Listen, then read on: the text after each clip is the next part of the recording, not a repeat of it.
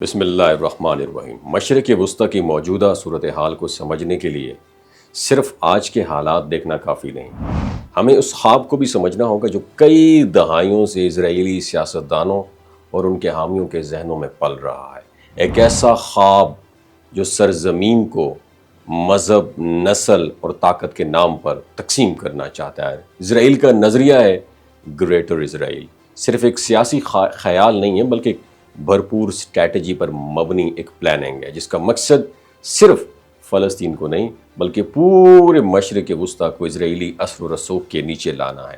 یہ سوچ اس نظریے سے جنم لیتی ہے کہ اسرائیل کی سرزمین دریائے نیل سے لے کر دریائے فرات تک پھیلنی چاہیے، اور یہی وجہ ہے کہ اسرائیلی دائیں بازو کی سیاست ہمیشہ سے خطے کے دیگر ممالک جیسے لیبنان، شام، عراق اور مصر ان کے کچھ حصوں کو اپنی وراثتی زمین تصور کرتی آئی۔ یہ کوئی نئی سوچ نہیں ہے بلکہ تھیوڈور ہرزل جیسے صہیونی بانیوں سے لے کر نیتن یاہو جیسے جدید سیاستدانوں تک سب نے اس خیال کو مقدس مشن قرار دیا ہے۔ 1996 میں ایک امریکی تھنک ٹینک نے "اے کلین بریک" کے عنوان سے جو رپورٹ شائع کی وہ دراصل نیتن یاہو کی حکومت کے لیے ایک پالیسی روڈ میپ تھا۔ اس میں صاف طور پر کہا گیا کہ فلسطینیوں کو نہ زمین ملے گی نہ ریاست۔ آج غزہ پر جو ظلم ہو رہا ہے وہ اسی منصوبے کی ایک کڑی ہے۔ صرف غزہ ہی نہیں، مغربی کنارے میں بھی اسرائیلی فورسز مسلسل بستیوں کی تعمیر، گرفتاریوں اور محاصرے کے ذریعے فلسطینیوں کا دم گھونٹ رہی ہے۔ اس منصوبے کا ایک اور اہم پہلو یہ ہے کہ طاقت کا توازن۔ اسرائیل اتنا طاقتور ہو جائے کہ کوئی بھی ملک اس کے سامنے کھڑا نہ ہو سکے۔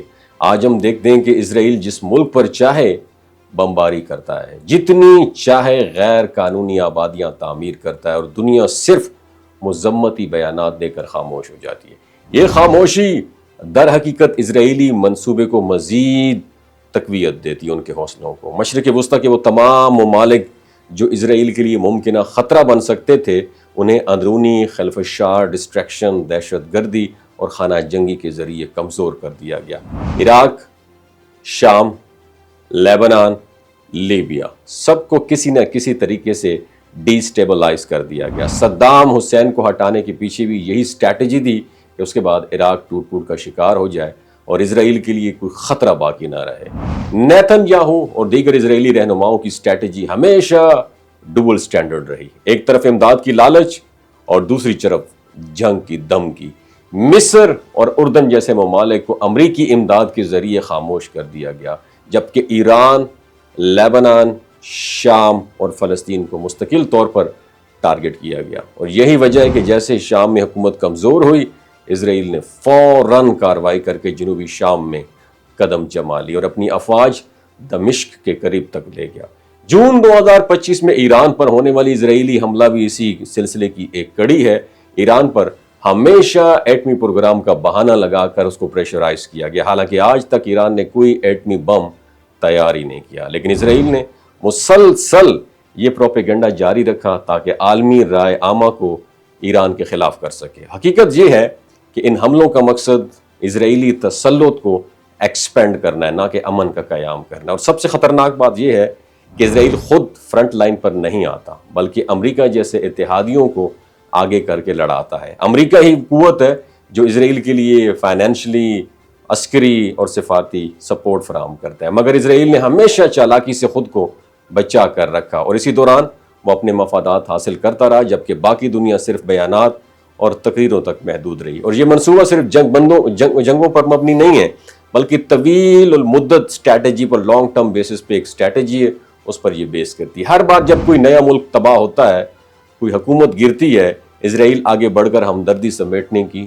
کوشش کرتا ہے، لیکن در حقیقت یہ ہمدردی نہیں بلکہ اسٹریٹجی کا حصہ ہے۔ دا ٹائم ہیز کم کہ دنیا اس خاموش تباہی کو پہچانے۔ یہ صرف فلسطینیوں کی سٹرگل نہیں بلکہ پورے مشرق وسطی کے مستقبل کا سوال ہے۔ ہمیں ایک ایسا بیانیہ تشکیل دینا چاہیے جو انسانی ہمدردی، وقار اور عدل پر مبنی ہو۔ بصورت دیگر اسرائیلی تسلط کا یہ منصوبہ ایک ایک کر کے پورے خطے کو خاکستر کرتا چلا جائے گا اور ہم صرف دیکھتے رہ جائیں گے۔ وما علینا الا البلاغ المبین۔ یہ جو گلگت بلتستان کے لوگ ہوتے ہیں نا، ان کی ایوریج عمر 90 سال سے بھی زیادہ ہوتی ہے۔ You know why? کیونکہ یہ لوگ شلجیت استعمال کرتے ہیں. شلجیت کے اندر 85 منرلز ہوتے ہیں. اگر آپ چیزوں کو جلدی بھول جاتے ہیں، مردانہ کمزوری محسوس کرتے ہیں، اولاد جیسی نعمت سے محروم ہیں، اور آپ سپرم کاؤنٹ آپ کے کم ہیں، ٹیسٹوسٹیرون ہارمون امبیلنس ہے، آپ سدا بہار جوان نظر آنا چاہتے ہیں، خون کی کمی کو دور کرنا چاہتے ہیں، ہڈیوں جوڑوں کے دردوں سے نجات حاصل کرنا چاہتے ہیں، موٹاپا کم کرنا چاہتے ہیں، تو ڈاکٹر اسد محمود کی پیور اینڈ نیچرل شلجیت ضرور استعمال کریں. ایک بات آپ نے دماغ کی کھڑکیوں کو کھول کے آپ نے سننی ہے، ہمیشہ آرگینک اور قدرتی چیزوں کا استعمال کریں. کیمیکل والے فوڈ سپلیمنٹ خدارہ استعمال نہیں کرنے.